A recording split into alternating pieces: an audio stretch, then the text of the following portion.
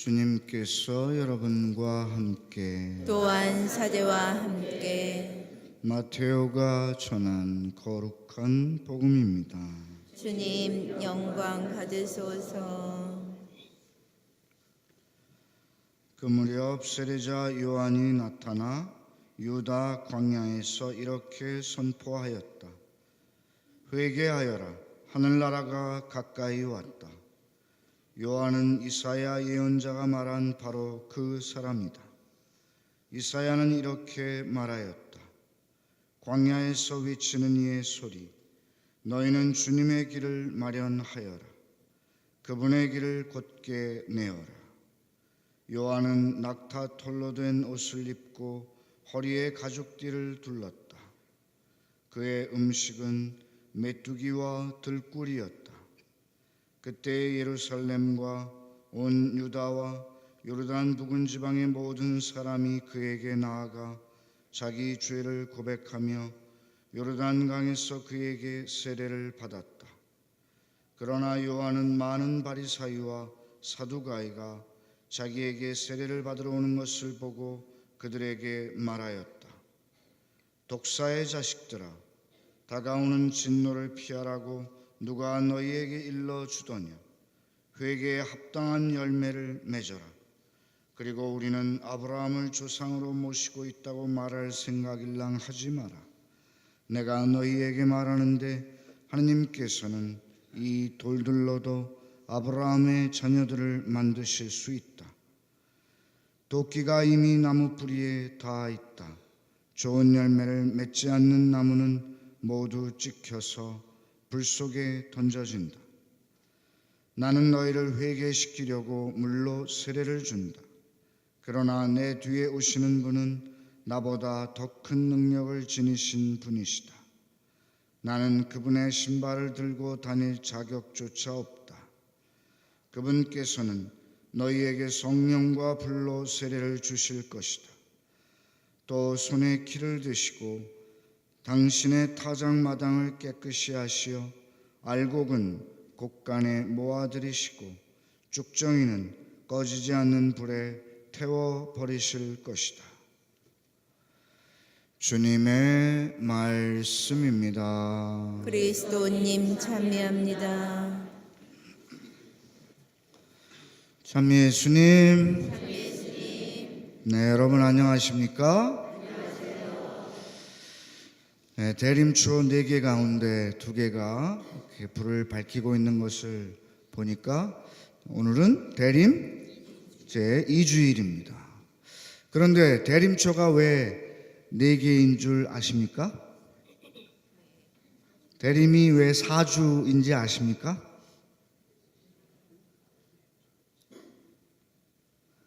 메시아가 오시기를 구약에 4,000년 동안 기다렸기 때문입니다.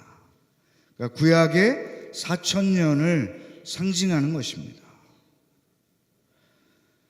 이스라엘 백성들은 이 구약의 4,000년 동안 진정한 왕, 메시아, 그리스도를 고대하고 또 고대했습니다. 인류 역사를 보면 왕정시대 이후에 수많은 왕들이 출현을 했습니다. 그 많은 왕들 중에서 백성들의 마음을 사로잡고 백성들을 완전히 100% 만족시킨 왕이 있었겠습니까? 없었겠습니까? 아마 없었을 것입니다. 물론 훌륭한 임금, 위대한 왕들 있었습니다만 모든 백성들을 다 만족시키는 그런 왕은 없었겠죠. 이스라엘 백성들은 자기들을 통치하는 왕들을 이렇게 지켜보면서 정말 우리를 이런 어려움에서 고통에서 해방시켜줄 그런 왕, 우리를 구원해 주실 왕, 메시아를 간절히 고대했던 것입니다. 바로 그 4,000년의 기다림 끝에 하느님께서는 당신의 아드님 예수님을 세상에 보내주셨습니다. 그런데 이스라엘 사람들이 기대하는 모습처럼 예수님께서 오시지 않았어요. 이스라엘 사람들은 메시아가 아주 대단한 모습으로 올 줄 알았던 것이죠. 그런데 예수님은 어떤 모습으로 오셨습니까? 여러분도 잘 아시는 바와 같이 베들레헴 마국간의 말 구유에서 아주 초라한 모습으로 오셨습니다. 그리고 왕이신 그분께서 백성들의 반대를, 특히 유대 지도자들의 반대를 받아 십자가형에 처해지시면서 돌아가셨습니다. 그러나 그것으로 끝난 것이 아니라 사흘 만에 다시 부활하심으로써 모든 이에게 참된 생명과 구원을 가져다 주셨죠. 지금 우리나라 국민들은 아마 간절히 정말 대통령다운 대통령을 염원하고 고대할 것입니다. 적어도 지금 현재 대통령이 자신의 잘못을 인정하고 백성 앞에 사죄하기를 간절히 바랄 것입니다. 그것이 어제 6차 촛불 집회에서 더 극명하게 나타나고 있습니다.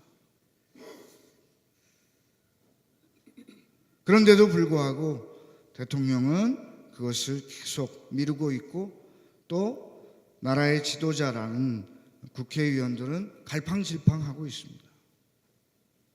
오늘은 우리 한국교회가 정한 인권주일이자 사회교리 주간이기도 합니다. 인권주일의 의미는 무엇입니까? 사람의 생명은 모든 생명이 소중한 것이다. 그래서 사람의 권리, 그것은 존중받아 마땅하다는 것이죠.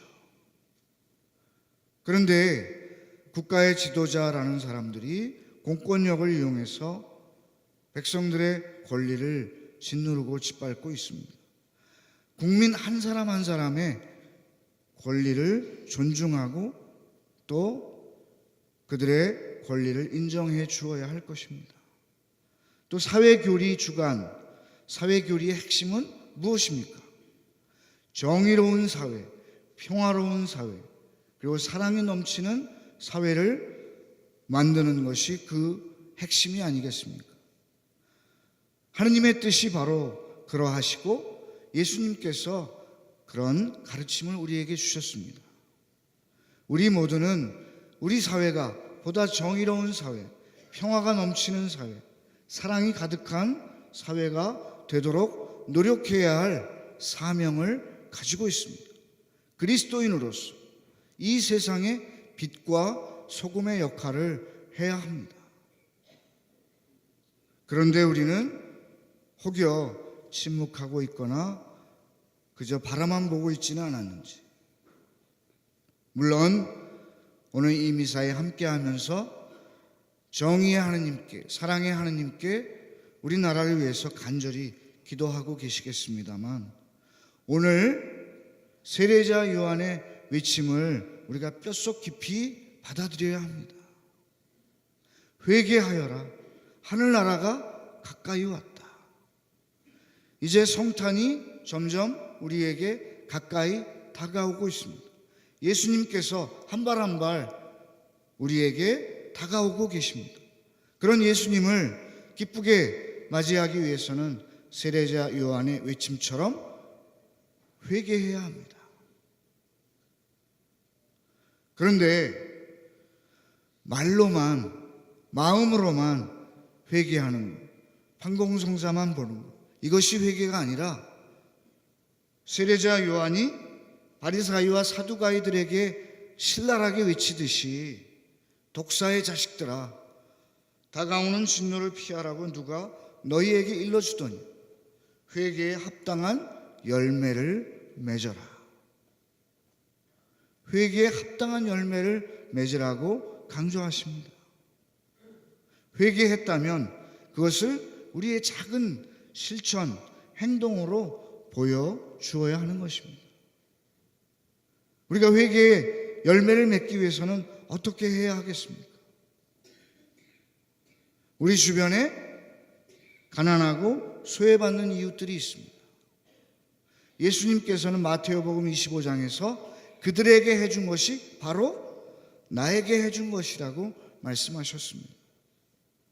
그들에게 작은 사랑의 실천이라도 하는 것, 그것이 회개에 합당한 열매를 맺는 것입니다.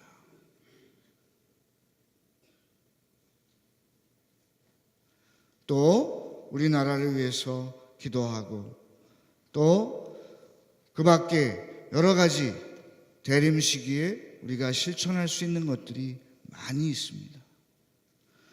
오늘 세례자 요한의 회개에 합당한 열매를 맺어라 하시는 외침을 마음속에 새기면서 그 열매를 맺을 수 있는 은총을 이 미사 중에 주님께 간절히 청하도록 합시다.